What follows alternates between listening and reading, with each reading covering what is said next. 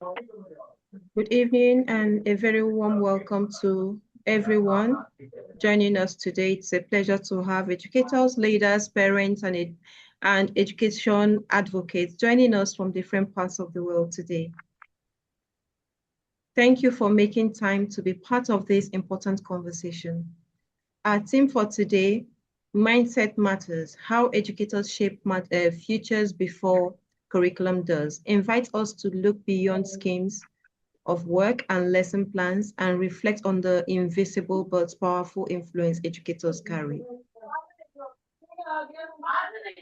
Long before content is delivered, our beliefs, attitudes, expectations, and values are already shaping how we teach, how learners see themselves and their possibilities. Today's exchange is a space for reflection, learning, and shared wisdom. It is not just about what we teach, but about who we are becoming as educators and how that mindset quietly shapes future. With this in mind, I officially declare this session open, and I invite us all to listen deeply, reflect honestly, and engage meaningfully. So I'm going to be welcoming our first speaker for today, Ambassador Kamal Lohani. Ambassador Kamal, the floor is yours. Ambassador Kamal is going to be speaking on, okay, his question, he's Thank going to you. be Thank you, responding to the ma'am. question, how can educators move from authority to mentorship without losing structure? Please, Ambassador Kamal, please, let's keep to time, 3 minutes Thank, per thank, speaker. thank you, ma'am. Thank you very much. Good evening.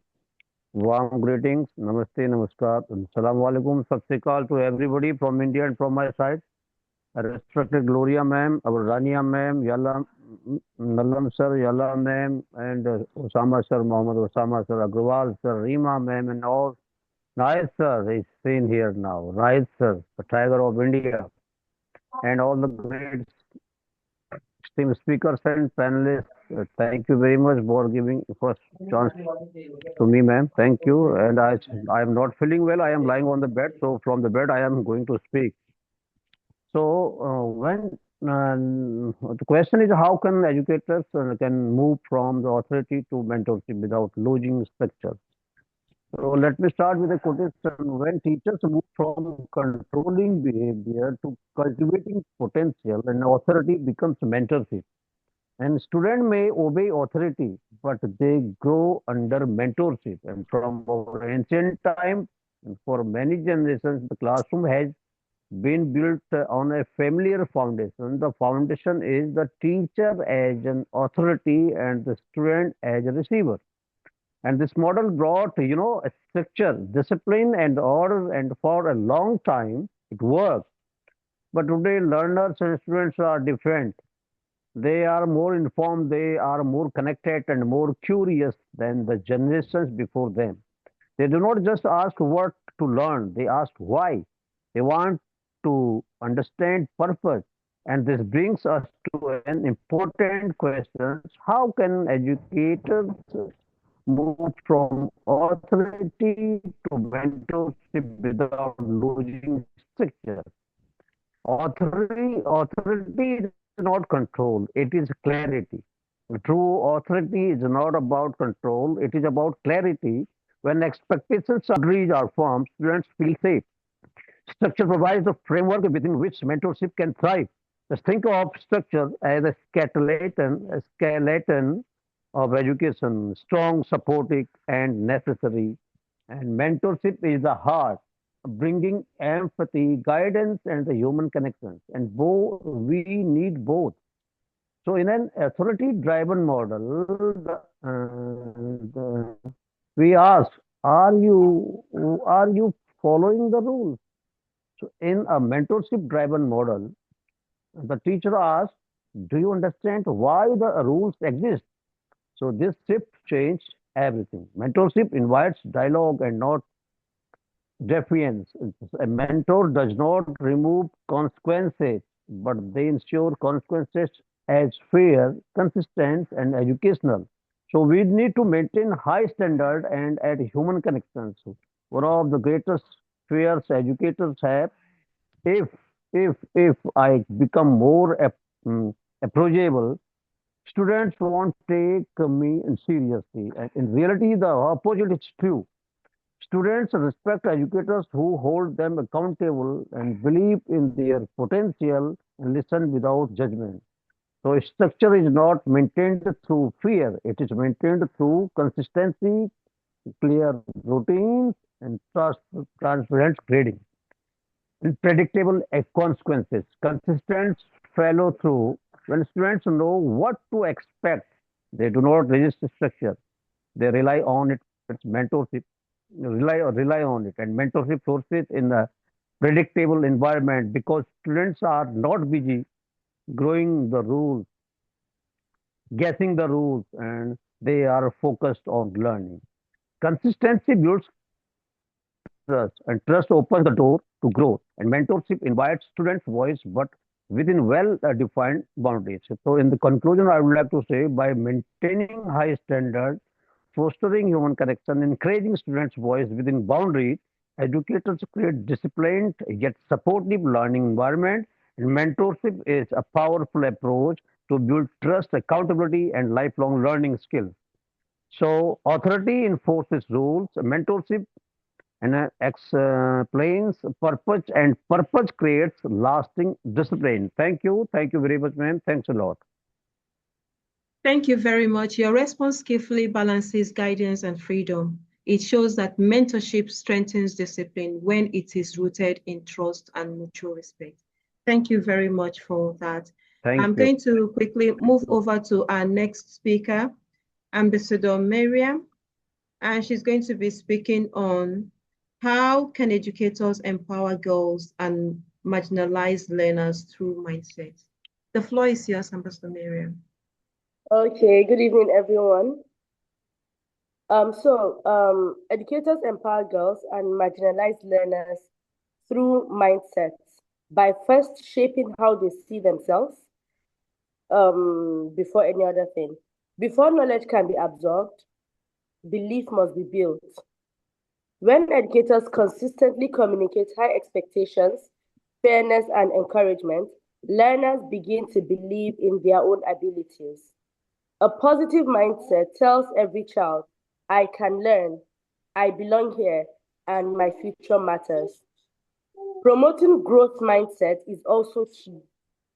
When learners are taught that mistakes are part of learning, not a sign of failure, they become resilient, confident, and willing to take academic risks.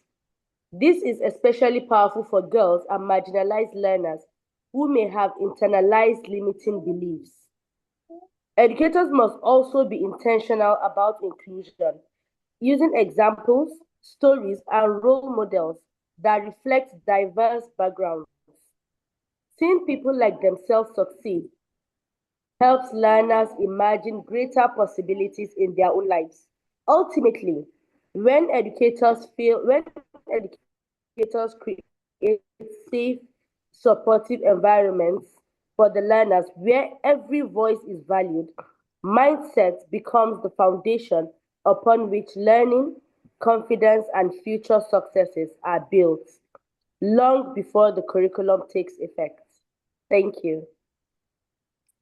Amazing one. Thank you. Thank you very much, Ambassador Miriam, for that amazing response that you've just given concerning your question. It's really an awesome one. I appreciate your comments and your response. Thank you. So I'm going to quickly move over to our next speaker. So I need to get the question. Okay, Ambassador Yala Padmaja. She's going to be speaking on how, I'm sorry.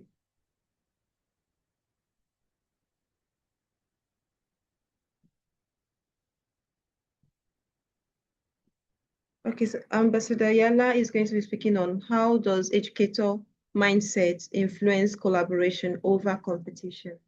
The floor is yours, ma'am. Thank you, ma'am. I extend my heartfelt gratitude to our beloved Gloria ma'am, Rania ma'am, Nahid sir, Kamal sir, David Greenfield sir, Mariam ma'am, and all the outstanding participants and speakers on this platform. And first of all, I wish you all happy Pongal to all Indians. Next, my topic is how does educator mindset influence collaboration over competition? So, an educator's mindset shapes the learning environment. Teachers influence how students think, act, and interact. When educators value collaboration, students naturally learn to work together instead of competing.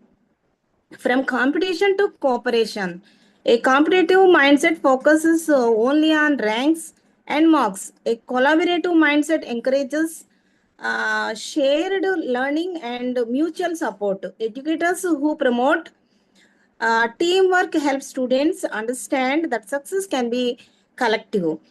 Next one is creating a safe learning environment. Teachers with a positive mindset create safe and inclusive classrooms. Students feel comfortable sharing ideas without fear of failure. This openness builds trust and strengthens collaboration among learners. Next one is role modeling collaborative behavior. Educators set examples through their actions. When teachers collaborate with colleagues and students, it sends a strong message. Students learn that cooperation leads to better outcomes than rivalry.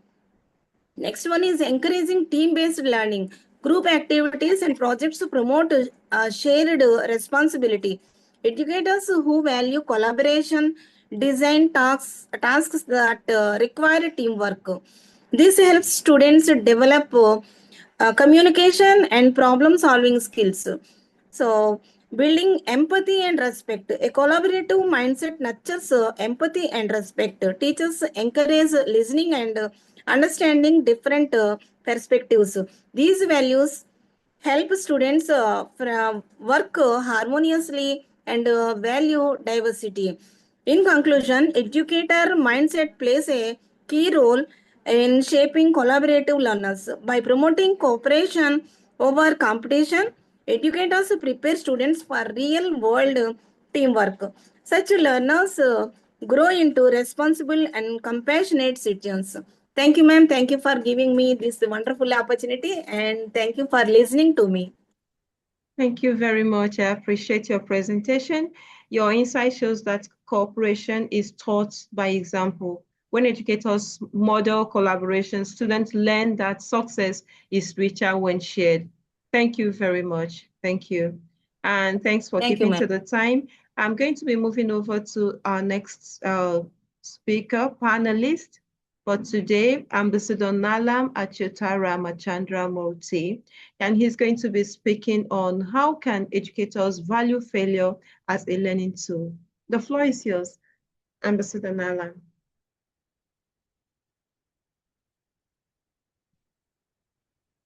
You are muted. You are muted. You're muted, sir. Yes, ma'am. Okay, come on. First, I am very thankful to Gloria ma'am and all the dignitaries, just like diamonds and perils in our group. I am call a spade of spade. In my experience in our state, a familiar mathematics teacher is there. His name is Timur Sastri. He failed in intermediate. That means in +2 education 9 times he failed. Now he is one of the most familiar mathematics teacher for IIT Foundation, because how to teach, how to explain a problem to students, he knows very well. So that is the success of the failure. So every failure is a milestone for success. So teachers can apply openly, acknowledge the students' own mistakes and model how to learn from them. When failure is treated as a natural part of learning, students feel safer to take academic risks, shift focus from guides to growth. So emphasize progress, efforts, and improvements rather than only final results. Using formative assessments and also summative assessments help students see failures as feedback, not as a final judgment. It is my opinion. And encourage reflections. So we encourage every reflections for students. After an error, guide students to reflect on what went wrong, why it is happened, and what how to can improve. Reflections turns failures into meaningful listening experience. So feedback should be specific, timely, and focus on strategies rather than ability. This helps students understanding that skills can be developed with a practice. So every student provide activities where failure has minimal consequence, such as drafts practice, quizzes, and paper discussion. And peer discussion is also must. These this space allows experience and experiments without fear. So reinforce the idea that intelligence and abilities are not fixed. Practicing effect, perspectives, and problem solving encourages students to keep typing disputes in setbacks. In especially in mathematics, failures are very important, and every failure is a success for the next milestone. So it is my opinion. Thank you for this giving this opportunity. Thank you, ma'am. Thank you very much, Ambassador Nalam. Amazing, amazing response. Your response reframes failure as as feedback, sorry. So this mindset shift frees learners from fear and encourages experimentation, growth, and innovation. Thank you very much for that. I appreciate your presentation. And I'm going to quickly move over to Dr. Mohamed Osama, who is going to be responding to the question, how can educators balance innovation with human connection in the rapidly changing world? The floor is yours, sir.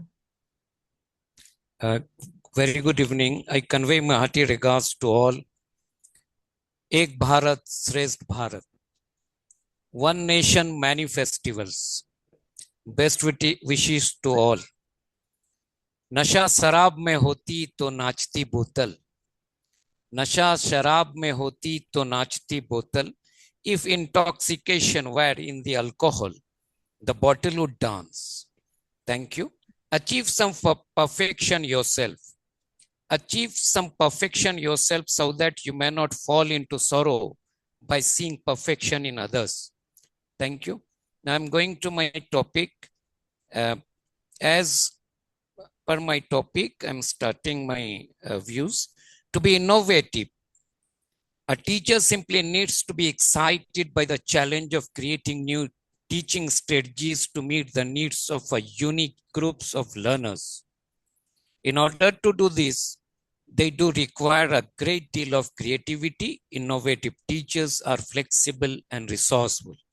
To build an innovative classroom that is creative and supports students so they can uncomfortably take risks, teachers should consider the following: embrace a mindset change, develop self-reflection, build flexible learning environments, create a productive classroom environment for all students. Educators balance innovation with human connection by using technology like AI as an assistant, not a replacement, freeing up time for personalized mentoring and emotional support through human-first pedagogy, fostering collaboration and project-based learning, integrated AI literacy, and ensuring dedicated face-to-face time for empathy, creativity, and deeper discussion, turning tech efficiency into opportunities for meaningful interaction and holistic growth.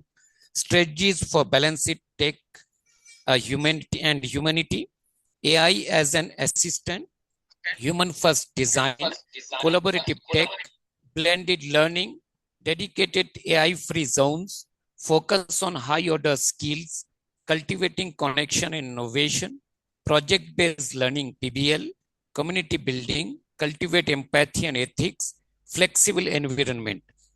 We have to create flexible student-centered spaces that encourage risk-taking, curiosity, and a sense of belonging, says Education Advanced. Thank you all. Thank you for giving me this opportunity. Thank you very much, Dr. Osama, for that amazing response. Your insight wisely centers humanity in education. Technology may evolve, but it is the educator's empathy and presence that truly shape learners' future. Thank you very much for that. We appreciate your presentation and your response to your question. And I'm going to quickly move over to Dr. Rima Sotlekova, and she's going to be responding to the question, how does educators' mindset shape students' identity and sense of belonging? The floor is yours, Dr. Rima. Thank you so much. Good evening, everyone. So today I'm going to talk about how educators' mindset, students' identity. So this is very important topic to talk about in education. As educators, we should understand that educators' mindset strongly shapes students' identity.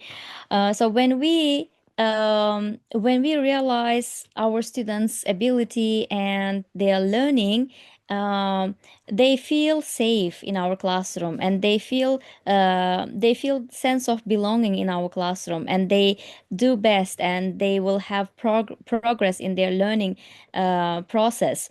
And we should also have the growth-oriented mindset. Growth-oriented mindset is about effort, appreciating effort, our students' effort, of course, and also providing continuous feedback. So when we provide continuous feedback for future improvement, and when we appreciate our students' effort, then when we support them in their learning process, they will have their progress in learning process. And also they may make mistakes in learning process, but when we accept the mistakes, and when we say you are improving, or mistakes are the parts of learning, it's also a part of learning, then we can support them, and we can appreciate their effort, and they can understand that we are appreciating their effort, and they can do better in the future. And also sense of belonging. So the topic was about sense of belonging. It's about being accepted and respected in the classroom. So when our students have the sense of belonging, when they understand, when they realize that they are accepted and they are respected in the classroom, and they are using their voice in the classroom, and they are heard in the classroom by their teachers, that means we are shaping our students' identity, and we are appreciating, and we are applying humanistic approach in the classroom, and we can build effective lesson, and we can see the progress from our students' side. So that's why my point is educators' mindset strongly shapes students' identity, and as educators we should understand and we should understand, and we should appreciate every learner's effort, and provide feedback, and accept their mistakes, and welcome their mistakes, and support their learning process. Thank you so much for giving me the opportunity to talk about educators' mindset. Thank you very much, Dr. Rima.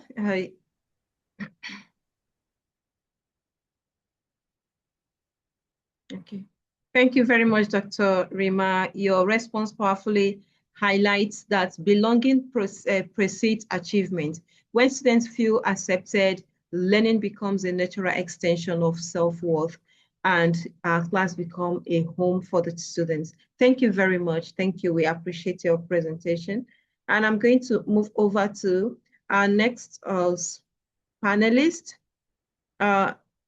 Ambassador Rajiv Kumar Agrawal, and he's going to be responding to the question, what mindset shift must educators make to prepare students for an unpredictable future rather than a fixed career path? The floor is yours.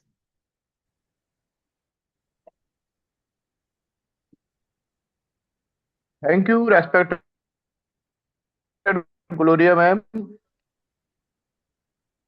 Hi sir, Shailesh Pradhan. Thank you all of you. Happy Sankranti all of you. Today my topic what make to predictable future my views across the education is no longer about preparing for the world our students changing faster than any when keep jobs do not even act.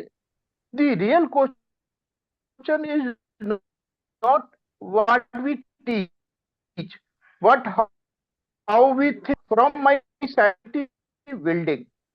Traditionally, administrators focused on syllabus and information.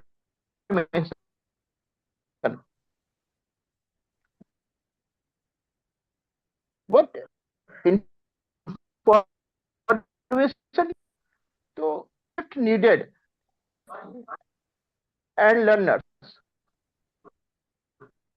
So then Excuse me, sir. to Excuse help me. the Excuse me, sir. students hearing. Hel- Yes, Hello, yes, sir. yes, yes, ma'am. Your voice is cracking. Maybe you should turn off your camera. Yes, ma'am. Yes, ma'am. Turn off your camera and speak. Your voice is cracking. I can't really hear you. So that your network will be stable. You can turn off your camera so that your network will be more stable. Okay, okay, ma'am. Okay, ma'am. Okay, okay. So then I say that our role is to help students think critically, ask questions. But many students, thinkers, and waste long profession for life. So then I say mindset preparing students for jobs to preparing skills, communications, collaborations, digital literacy, emotional intelligence, ethical thinking. So their skills remain how the future has mentor. Other students need guidance more than instructions. Educators self-believe, purpose, and at last to prepare students for mindset. If we teach to adapt, thanks to me. Thank you, everyone. Thank you very much, Ambassador Rajiv. Although your voice was a bit cracky, but I appreciate your response. Your emphasis on adaptability is timely and necessary. So you have shown us that when educators value skills and problem solving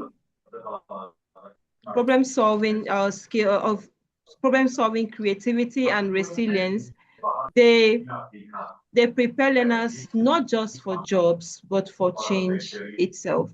Thank you very much for that. We appreciate your presentation. Thank you. Please, could you all mute yourselves, please, if you're not speaking. Okay, thank you. Thank you, Ambassador Rajiv, for that amazing response. We appreciate you. All right, so I'm going to be moving over to Ambassador Nahi. Thank you, ma'am. Thank you, ma'am. All right, so Ambassador Nahid Raza, and he's going to be responding to, from your global engagement, how does an educator's mindset influence students to see themselves as global citizens even before they master academic content? The floor is yours.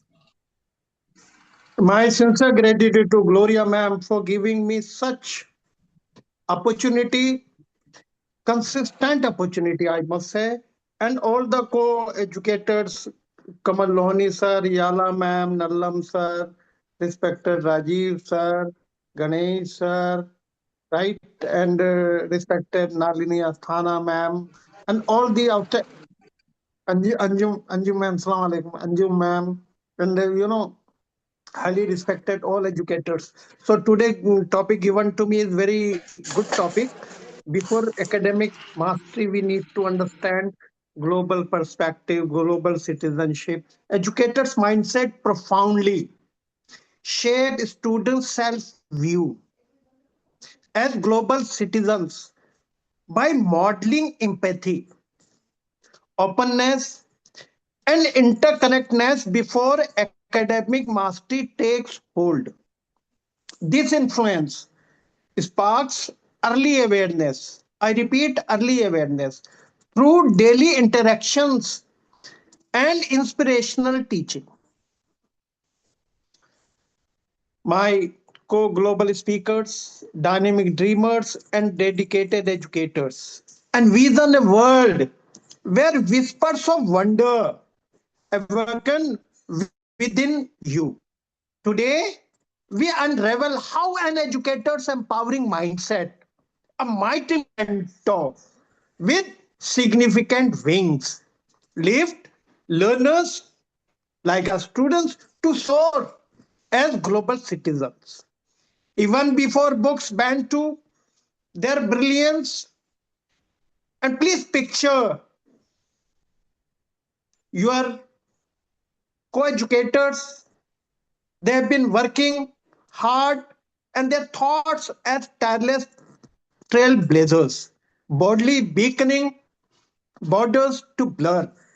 Their passionate perspective, a playful pioneer, personifies possibility, whispering, welcome wide world to every eager ear.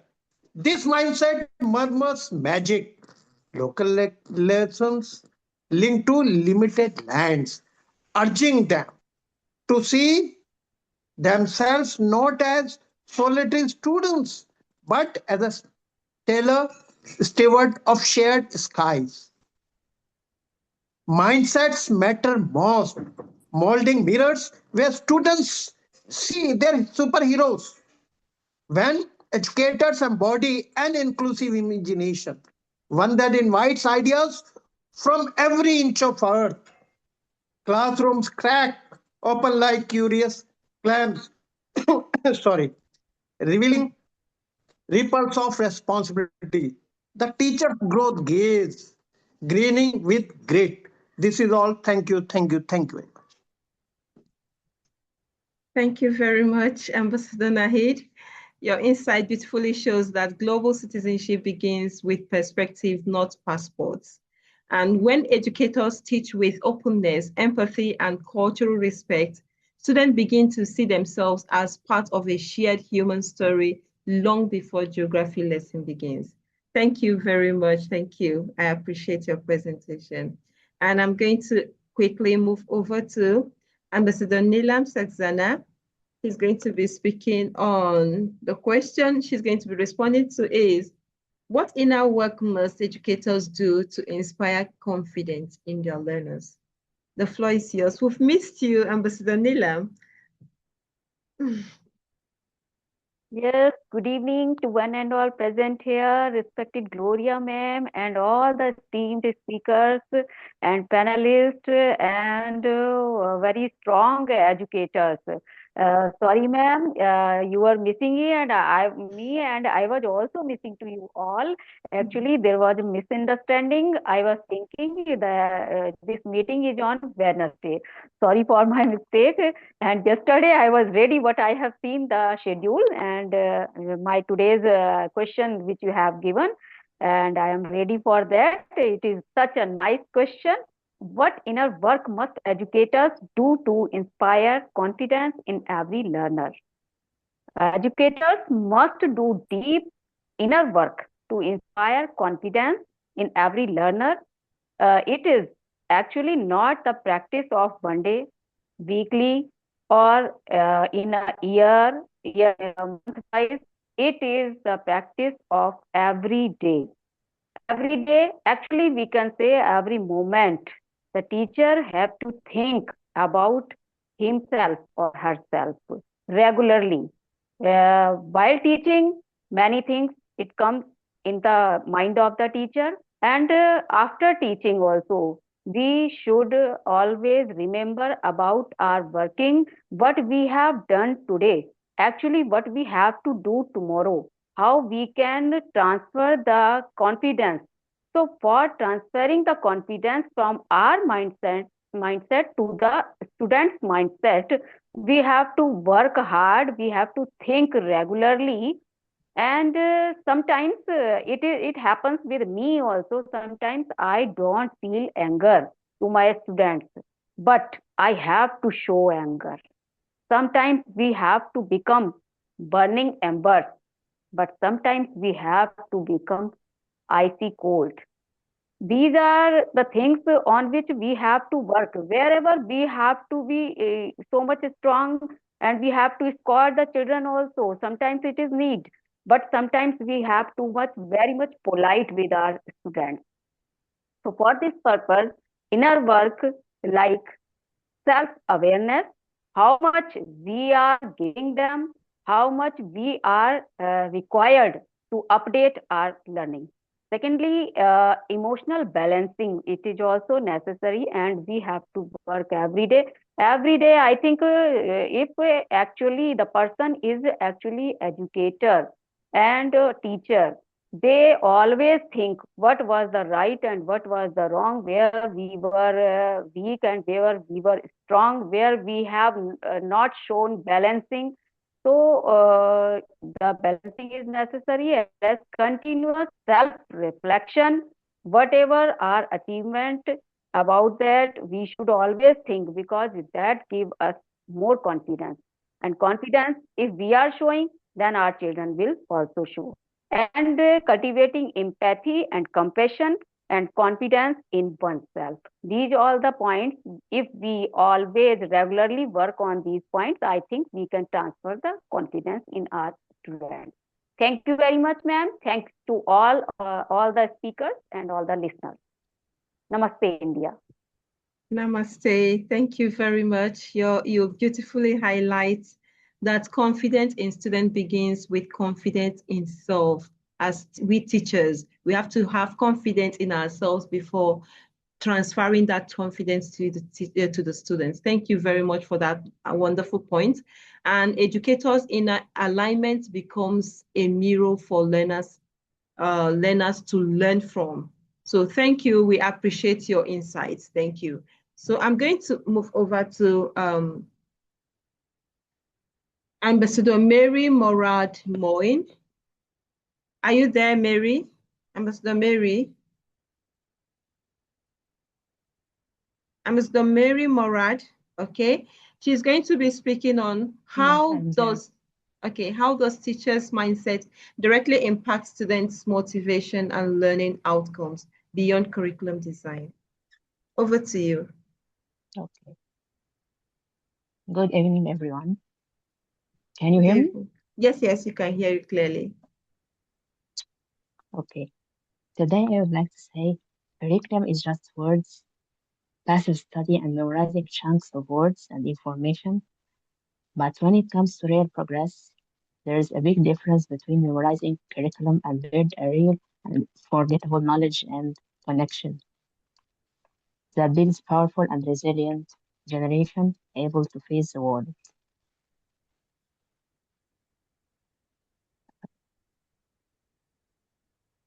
Real teachers and leaders must not say to students, wish you best of luck and leave them, but we must say, I'm always here for you, and I will assist you whether in the syllabus or in your life. Also, we as the teachers and leaders must be responsible for teaching our students how they can shift their mindset. For instance, replacing I can do that to how can I do it. This mindset opens the door for solutions instead of roadblocks. And measure growth, not comparison, means instead of focusing on others, track your own progress.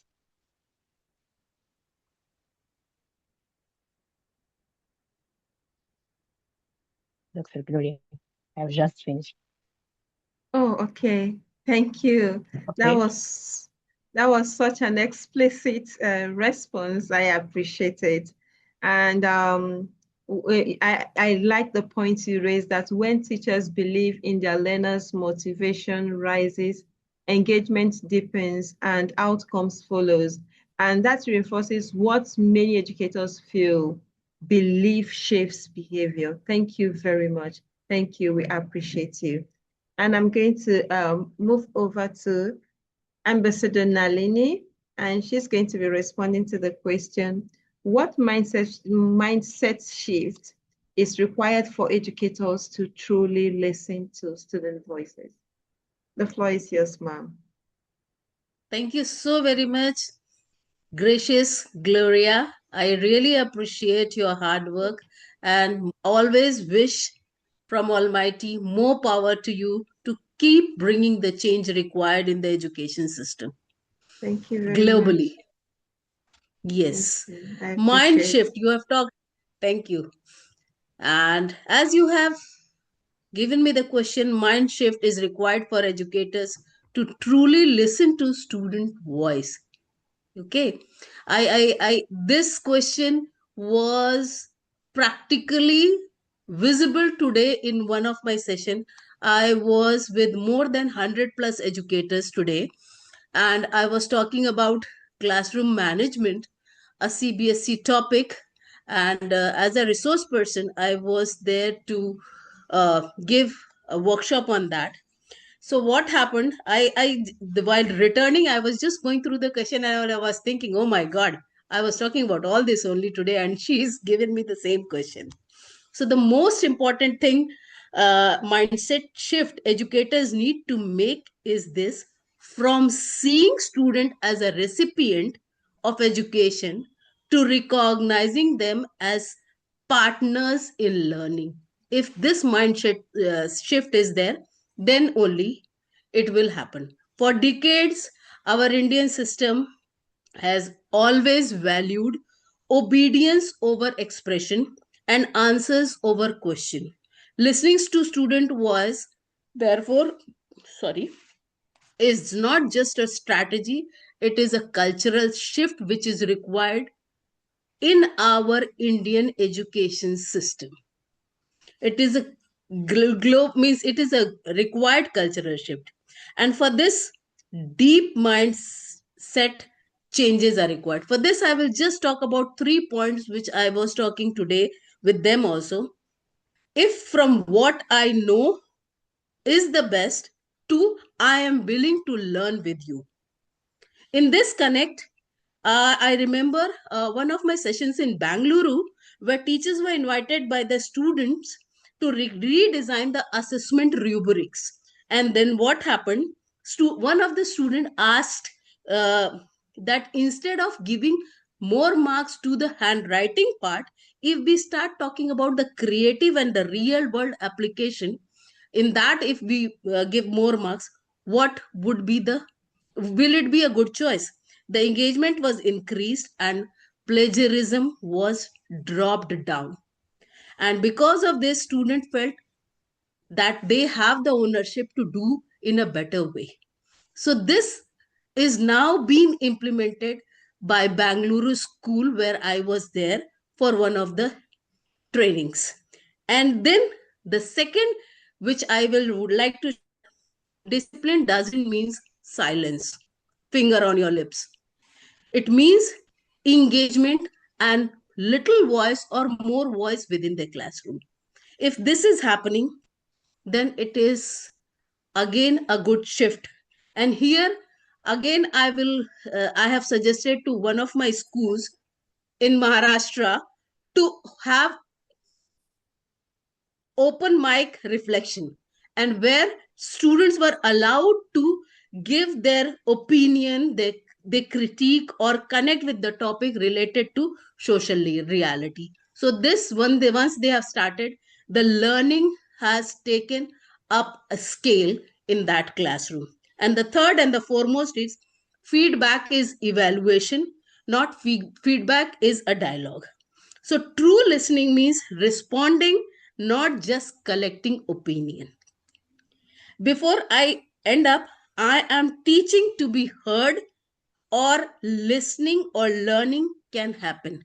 This, if we are thinking as an educator, then only it will happen that the mind shift will be there. When educators listen deeply, students don't just speak more, they belong more towards you. And belonging is where meaningful learning happens. And this is our NEP is also talking about. So with these words, I would like to sum up with that if we give space, as our beloved Gloria gives us the space to keep speaking related to what we understand related to the education system, if we allow the same thing within our classroom, the learning will happen in a better way and the graph will go higher and higher. This is my learning from these sessions, and which I shared with you all. Thank you so very much for this opportunity, and thanks for lending your ears towards my perspective. Thank you so very much. Thank you very much. You've just shown us that listening is an act of respect. I love that part. And when educators honor students' voices, learners become participants and active participants rather than they become partners. Just like, I just want to use your exact words. They become partners and active participants rather than passive recipients. Thank you very much for that amazing response. I appreciate that. Thank you. And I'm going Pleasure to, is mine. you're welcome. All right, I'm going to move over to the next panelist, Dr. Sarika Kumari, and she's going to be responding to the question, what mindset practices help educators remain purpose-driven despite challenges? The floor is yours, Dr. Sarika. Good evening, Gloria ma'am, and all AWTE. Today, the theme is education is often discussed in item of curriculum. What mindset practices help educator remain purpose-driven despite challenge? And thank you for this important question. Education is often discussed in terms of curriculum, outcomes, and system. However, long before any curriculum takes effect, it is the educator's mind that shapes the learning content, but mindset guide meaning. To remain purpose driven in the face of challenges, educators really on certain fundamental and mindset practices. First, a mindset of meaning. Purpose is sustained when educators see their work as meaningful beyond measurable results. When teaching is connected to values, contribution, and long-term impact, challenges are viewed as part of a larger mission rather than as obstacles. Second, a mindset of internal alignment. Purpose-driven educators focus on what they can influence, their attitude, effort, and integrity, rather than or circumstances beyond their control. This internal alignment allows them to remain steady even when external conditions are uncertain. Third, a mindset of adaptability. Education is dynamic. teachers who accept change as a constant are less likely to feel overwhelmed and by it. Adaptability turns disruption into direction and keep educators forward focused instead of stuck in residence. Fourth, a mindset of reflection. Regular reflection helps teachers reconnect with their why. It prevents burnout by transforming daily effort into internal practice and continuous growth yes. And in conclusion, educators shape the future before curriculum does because mindset shapes every interaction, decision, and response to challenge. When teachers remain purpose driven, education becomes more than instruction. It becomes a force for sustainable change. Thank you for the opportunity to share. I look forward to learning together as we continue shaping the future through mindset. Thank you very much, Gloria ma'am, and all AWT team. Thank you very much, Dr. Sarika. Your response affirms resilience as a daily practice, purpose as a shared, as you shared, becomes the anchor that sustains educators through systemic pressure. Thank you very much. Thank you. I appreciate your response. And I'm going to move over to our next panelist, Professor Dr. Binu Thomas, and she's going to be responding to the question, what mindset must educators adopt to move from content delivery to becoming facilitators of lifelong learning? The floor is yours, ma'am.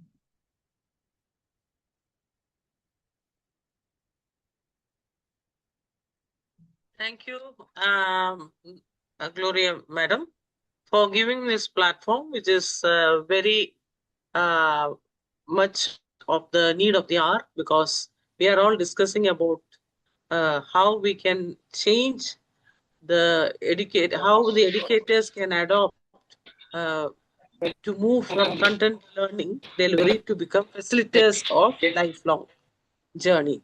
So let me just start with the traditional teachers who were considered as the sage on the stage, where their primary responsibility was to deliver content in a lecture-based format.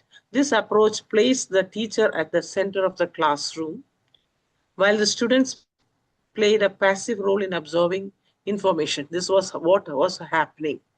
However, in the facilitator role, the teachers encourage students to construct their own understanding through inquiry-based learning, critical thinking, and hands-on experiences.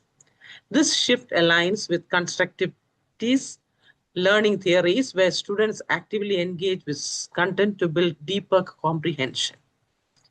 Now, teachers employ methods such as guided discussions, project-based learning, Socratic questioning to help students formulate and refine their knowledge. Now, in traditional classrooms, teachers control the flow of information, dictating what, when, and how students learn. In contrast, a facilitated teacher creates an environment. Now, let me just come to the next one, the facilitator teacher. Facilitator teacher creates an environment where the students takes an active role in their learning. This approach encourages autonomy and responsibility, allowing students to explore concepts through discussions, projects, and problem-solving activities. Now, student-centered learning places greater emphasis on collaboration, creativity, and self-reflection. Now, research suggests, over the time, people have taken this topic and have done research. So the research suggests that this method enhances motivation and retention, leading to a better academic outcome. So they will find a shift of academic outcomes now. Teachers facilitate this process by designing activities that are relevant to students' interests, encouraging self-directed research and fostering an environment that supports curiosity and inquiry. That is the most important thing. Now, let me just talk about a creative and supportive learning environment which we need to create in the classroom. Traditional classrooms often prioritize discipline and control, whereas teachers focus on building inclusive, supportive, and emotional safe learning environments. They encourage students to express themselves without fear of punishment. That is very important. Emotional and psychological support in classrooms fosters confidence and resilience, contributing to a positive educational experience. Teachers use strategies such as social emotional learning, SEL, mindfulness activities, and positive reinforcement to create a nurturing space where students feel valued and respected. A supportive learning environment promotes student well-being, reduces anxiety, and enhances engagement. So since there is very less time, let me just conclude. So this lifelong learning has emerged as a fundamental principle in the modern education, underpinning the idea that education is not confined to the classroom or early years, but is a continuous and evolving process across a person's lifespan. So with this, let me just conclude that it is multi-dimensional nature of lifelong learning and its pivotal role in fostering personal growth, professional development, and societal transformations. Thank you. Thank you very much, Professor Dr. Binit Thomas. You clearly show that learning is not finite. By shifting from teaching answers to guiding questions, educators ignite curiosity that outlive the classroom. Thank you very much. I appreciate that. Thank you. Thank you very much. You're welcome. So I'm going to move over to Dr. Husnain Makhdoom, who is going to be responding to the question, how can educators nurture hope and possibilities in students growing up in environment of uncertainty or limited opportunities? The floor is yours, sir. Thank you very much, Dr. Gloria and all others for having me here, for listening me very carefully. So educators can nurture hope, possibility in students facing uncertainty or limited opportunities by being consistent, caring, and empowering. First of all, relationships matter most. When teachers genuinely believe in their students and show simple actions, listening, encouragement, recognizing effort, create a sense of safety and trust. Educators can connect learning to real life, showing students how skills linked to meaningful careers, community impact, and personal goals help them to see future beyond their current circumstances. Inviting role models with similar background can make success feel attainable. Focus on strengths, not just struggles. Highlighting talents, resilience, and progress builds confidence. A growth mindset, teaching that abilities developed through effort, helps students see setbacks as temporary, not defining. Students give voice and choice, letting them make decisions, lead projects, and express ideas fosters agency and hope. When students feel their voices matter, they feel empowered to shape their future.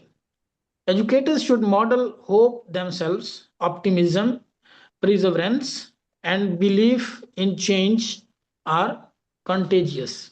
When teachers demonstrate that challenges can be faced with purpose and creativity, students learn to imagine possibilities, even in uncertain environments. So, in short, hope grows where students feel seen, capable, and supported to dream beyond their limits. So, being teachers, we should observe all these things in our daily classrooms. Thank you very much.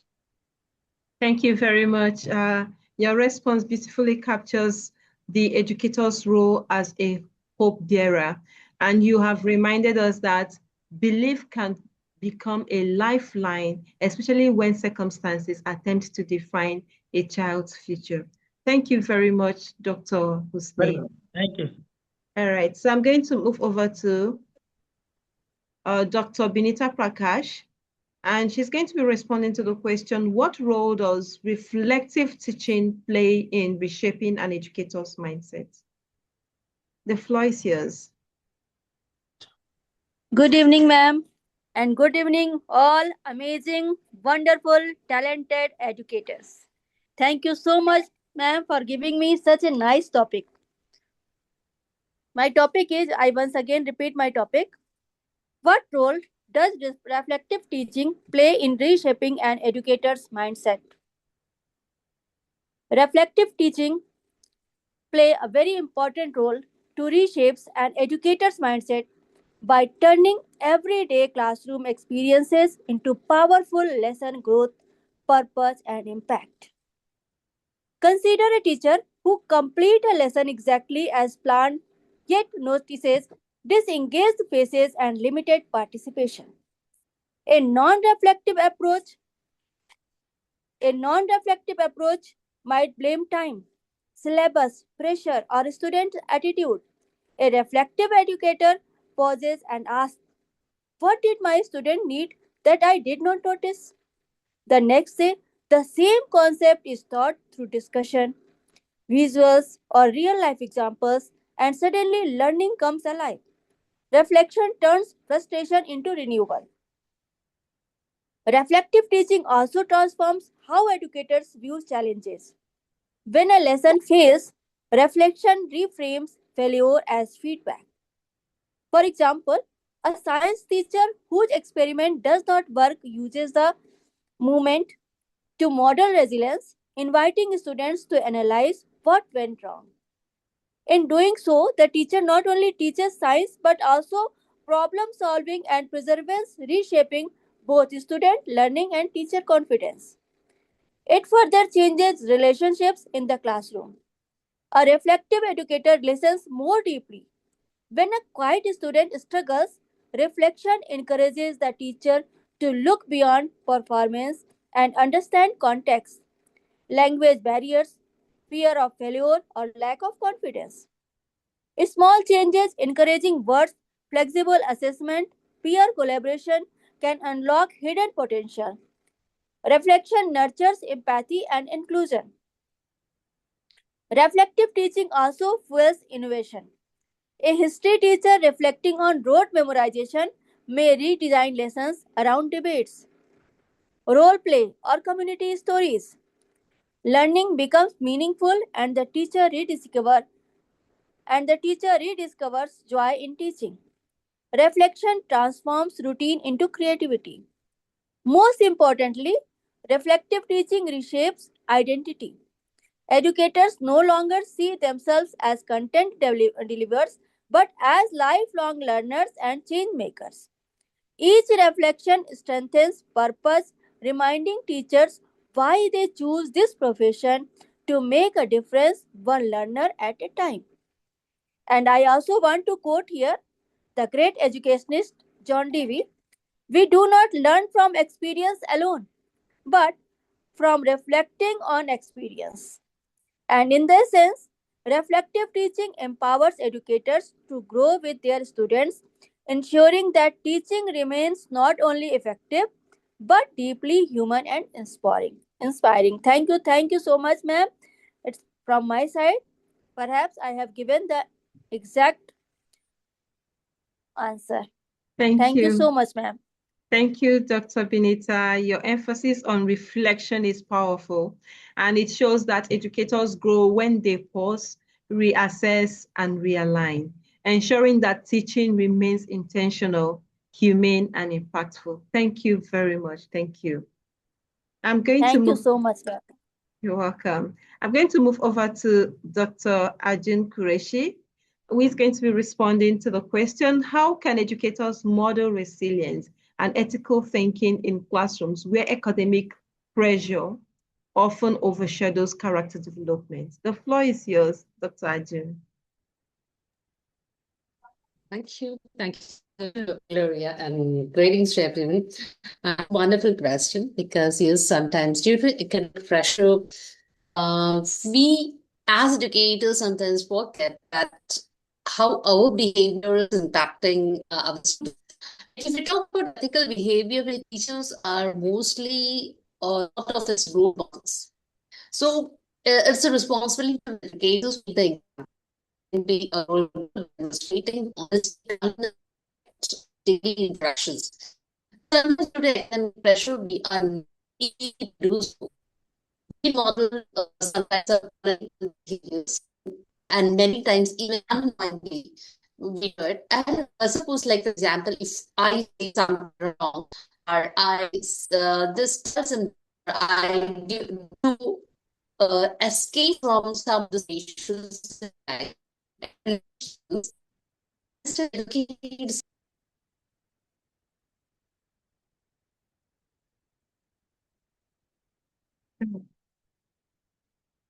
guess it's her network. Okay, so I'm going to, Dr. Rania, are you there?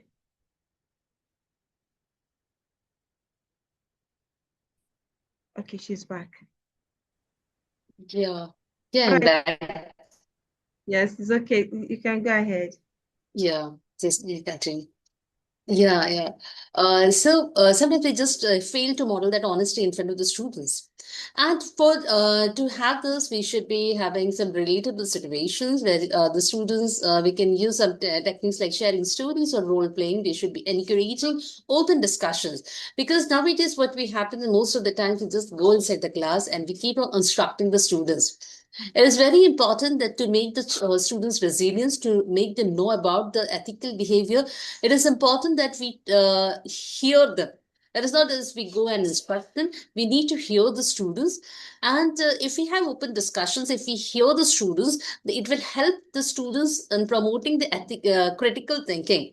Because it is very important for the students to know what is right and what is wrong.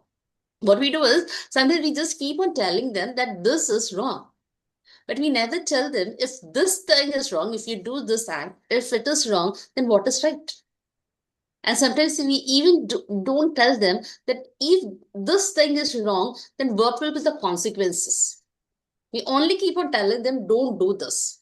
But why it shouldn't be done and how it is going to impact your life, this is also equally important that as educators we tell them. And yes, making our students resilient is very, very important. For that, we teachers or educators should be strong enough to do that. If we are not strong, then we cannot be creating a strong student, and we cannot be creating a strong teacher relationships and the relationship between the peers, where the students will feel connected and they will be safe to take risks.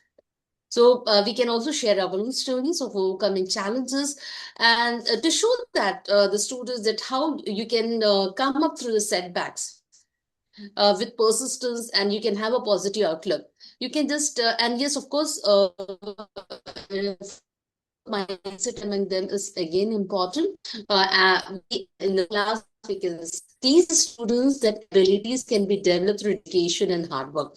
And the next thing that we have to tell them for making them resilient is that they should know that failures are a part of life. You can never achieve success if you fail. So if we just model this type of education, this type of behavior as educators in the class, we can surely make our students resilient, and we can promote ethical behavior for them. That's all from the side. Thank you so much for the opportunity. Thank you very much, Dr. Ajun. Your response highlights a crucial truth. Students learn ethics by observation, not instruction alone. When educators model integrity under pressure, learners absorb lessons that no exam can ever measure. Thank you very much. We appreciate your response. Thank you. All right, so I'm going to call on Dr. Rania to take over. Dr. Rania, the floor is yours. Dr. Rani, are you there? Okay, so I'm going to call on Professor Dr. Shanu Banji. Are you there?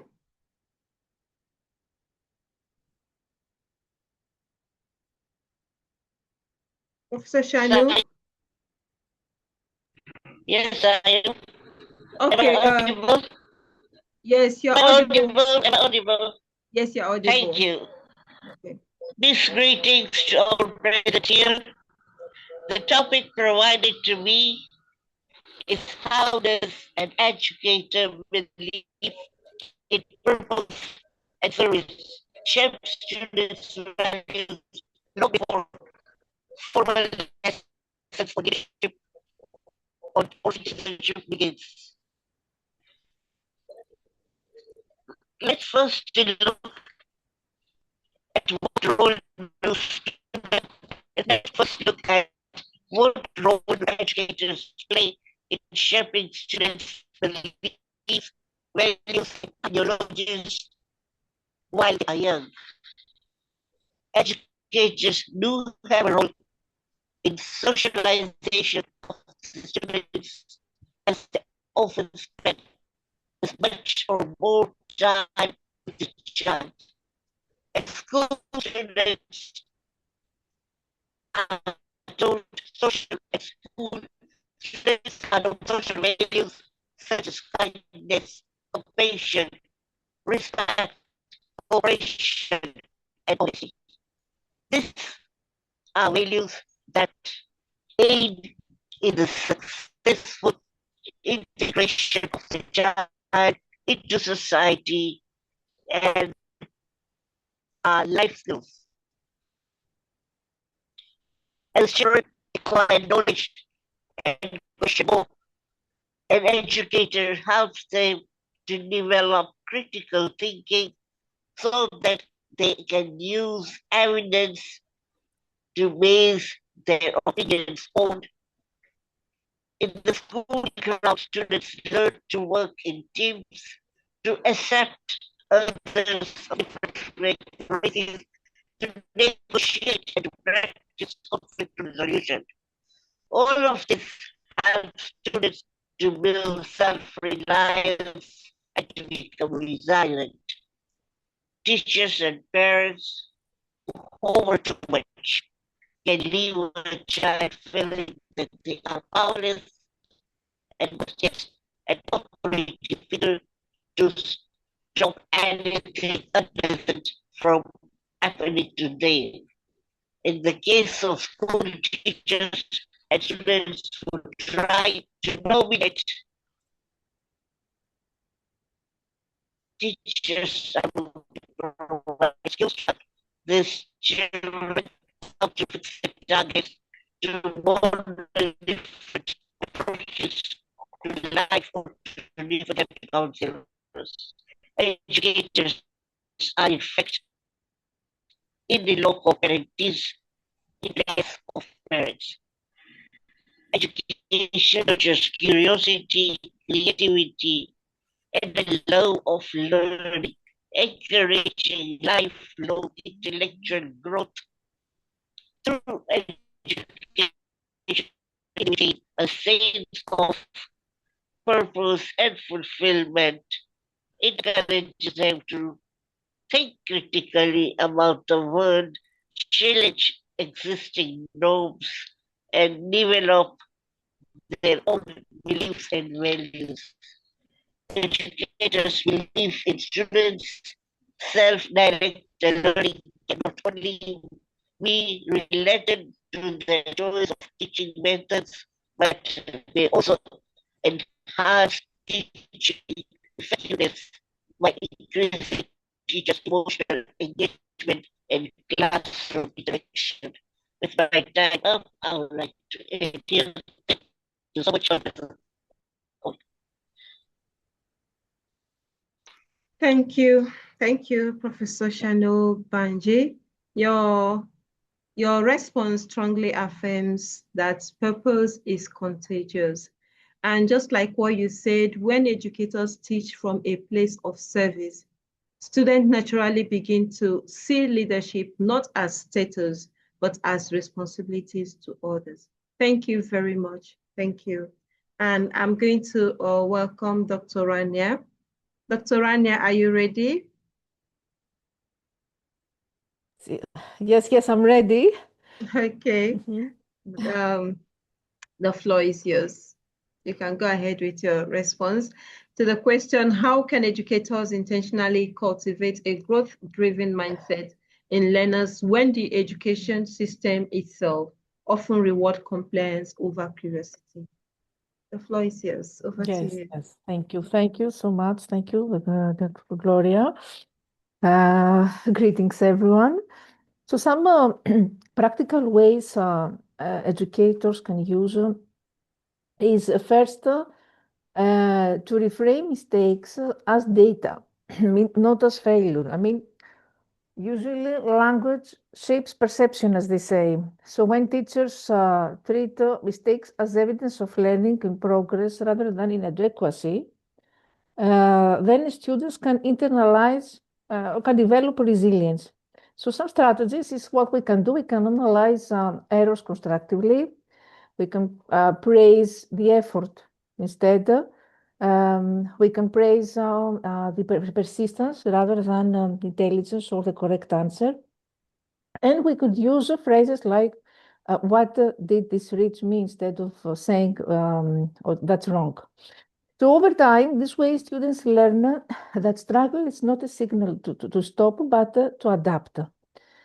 Second strategy, that could be embedded choice within structure. I mean, even in standardized curricula, small choices empower learners to topic selection for projects, different formats. We can use different formats, so use eclectic methods, a combination of methods for demonstrating understanding. More flexible pathways to complete assignments. This includes, of course, multimedia. Why? Because autonomy cultivates ownership. Ownership fuels motivation. So embedded choices. And the most important, I think, is how to redefine success, redefine as what success looks like. If only perfect scores are honored and celebrated, then students chase perfection. When growth is recognized, then learners chase improvement. So educators can, what they can do, they can track individual progress, but at all levels, not just final outcomes. That includes social, emotional behavior, the mental health, the well-being, everything. The progress includes everything, not only the academic performance. Highlight personal milestones and honor also intellectual risk-taking. The intellectual risk-taking, students, for example, raise their hands even if the answer is not correct. So this could shift the focus from outperforming others to outperforming one's past self. And this is very, very important. Another strategy could be to model a growth mindset publicly. I mean, students learn as much as from teachers are from what they teach. I mean, teachers are those who will model growth. If we admit that we don't know something, it's fine. We can admit it. We can share how we solve problems, or we can reflect openly on lessons that didn't go as planned. And of course, teach students about the brain, learning about the neuroplasticity, the importance of practice skill development, and the importance of building psychological safety. So even if we talk about compliance, if we use these strategies, then we can cultivate a growth mindset, growth-driven mindset, by intentionally shaping the learning culture inside the classrooms. Thank you very much. I'm a little bit cold today. I have a cold, but okay, I managed. Oh, so sorry about that. Sorry about that. Yeah. Yes. Thank you very much for the response. Your response powerfully shows that educators are often the first disruptors of limiting systems. And by choosing curiosity, dialogue, and reflection in our classrooms, even within rigid structures, we quietly rewire how learners see learning. itself, not as obedience, but as evaluation of what they do and their knowledge, and also a part of exploration. Thank you very much, Dr. Rania. Thank you. And this brings us to the end of our session today. As we come to the end of this enriching session, I would like to sincerely thank everyone for your presence, contributions, and thoughtful reflection. Today's conversation has reminded us that curriculum may guide learning, but mindset gives it direction, depth, and purpose. May the insights shared here today move us beyond the space into our classrooms, our leadership, and our daily interactions with students. Let us continue to model curiosity, empathy, and resilience, and hope, knowing that these are the lessons learners carry for life. Thank you for being part of a Walkthrough Education Intellectual Exchange. Together, we are shaping futures, mindset at a time. Thank you very much. Thank you. And I'm welcoming you all to our YouTube page. Please kindly revisit our YouTube to watch, because most times after the session, I go back there, watch the recorded session, and learn some things that I did not even grasp during the session itself. So thank you very much. And this brings us to the end of the session. Thank you. And please let's turn on our cameras. So that we can take our photo shoot. All right, please turn on your cameras, everyone. Turn on your cameras. We're going to use our favorite emoji, the heart emoji. After the count of 5. Ambassador Nahid, are you there? Please turn on your camera. Dr. Benita, please, if it's possible, please turn on your camera so that we can be, all our faces will be visible. All right, after the count of 5. 1, 2, 3, 4, 5. Let's go.